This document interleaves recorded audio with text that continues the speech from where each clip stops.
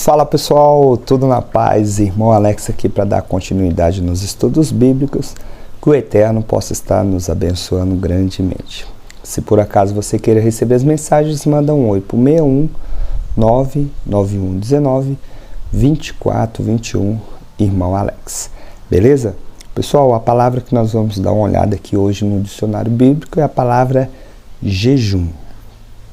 Vou dividir em dois vídeos, né, para ficar bem bacana aqui. Então esse vai ser o jejum parte 1, beleza? Vamos lá então.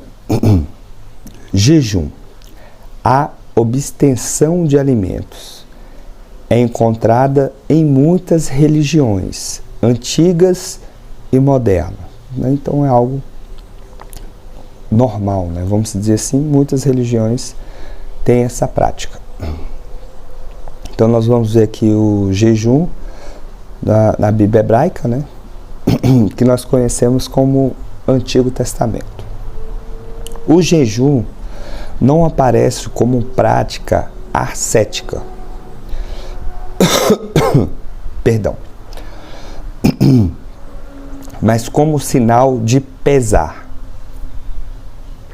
Assim, o jejum é mencionado com cilício, cinzas e lamentações nas cerimônias de luto.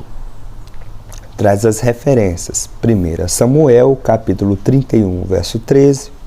2 Samuel, capítulo 1, verso 12. 2 Samuel, capítulo 3, verso 35. O jejum também é um sinal de arrependimento. 1 Samuel, capítulo 7, verso 6, Neemias, capítulo 9, verso 1, em diante, Jeremias, capítulo 14, verso 12, Jonas, capítulo 3, verso 8. O jejum também acompanha a oração na crise ou em grande cerimônia. Davi jejuou quando o filho de Betsaiba adoeceu, mas suspendeu o jejum quando a criança morreu. 2 Samuel, capítulo 12, verso 16 em diante. Então aqui também é uma demonstração que nem sempre quando você faz jejum quer dizer que você vai ser atendido, né? Seus servos ficaram surpresos, já que o jejum era considerado como um sinal de luto. Mas Davi explicou que o seu jejum fazia parte de sua oração para que a criança vivesse. Então você vê que o correto, na verdade, era ele ter feito o jejum depois que a criança tivesse falecido. Ele fez antes para tentar ver se ela não falecesse, né, quando ela estava doente. Mas não deu certo. Aí tem as referências: Salmos, capítulo 35, verso 13. Salmos, capítulo 69, verso 11. Jejuns públicos eram, às vezes, anunciados como parte de orações públicas. Tais eram provavelmente os jejuns mencionados em Juízes, capítulo 20, verso 26. Interessante, né? Eu não sabia aqui desses jejuns públicos. 1 Samuel, capítulo 14, verso 24. 1 Reis, capítulo 21, verso 9. Esdra, capítulo 8, verso 21 ao 23. Jeremias, capítulo 14, verso 12. Jeremias, capítulo 36, verso do 6 ao 9. Jonas, capítulo 3, verso 5. Tanto Moisés quanto Daniel jejuaram em preparação para receberem a revelação divina. Êxodo, capítulo 34, verso 28. É o episódio lá que ele ficou num morro, lá, num monte, né? 40 dias e 40 noites para receber as tábuas da lei. Daniel Deuteronômio, capítulo 9, verso 9.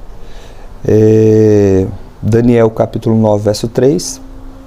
E Daniel, capítulo 10, verso 2 em diante. No jejum, nenhum jejum é prescrito na lei do culto israelita, exceto o jejum do dia da expiação.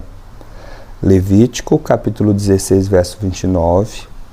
Levítico, capítulo 23, verso 17. Números, capítulo 29, verso 7. Depois da queda de Jerusalém, em 587 a.C., o desastre era lembrado com 4 dias de jejum durante o ano. Zacarias, capítulo 7, verso 3. Zacarias, capítulo 8, verso 19. Os profetas, às vezes, falam desfavoravelmente do jejum, como um rito meramente externo, sem nenhum sentimento interior. Isaías, capítulo 58, verso 1 em diante. Jeremias, capítulo 14, verso 12. Zacarias, capítulo 7, verso 5. Interessante, né, pessoal? Porque tem pessoas que fazem o jejum com o intuito de receber algo, né? Não faz algo do coração, né? Algo verdadeiro para o Criador. Normalmente é para pedir alguma coisa e normalmente não recebe, né? Que aqui os profetas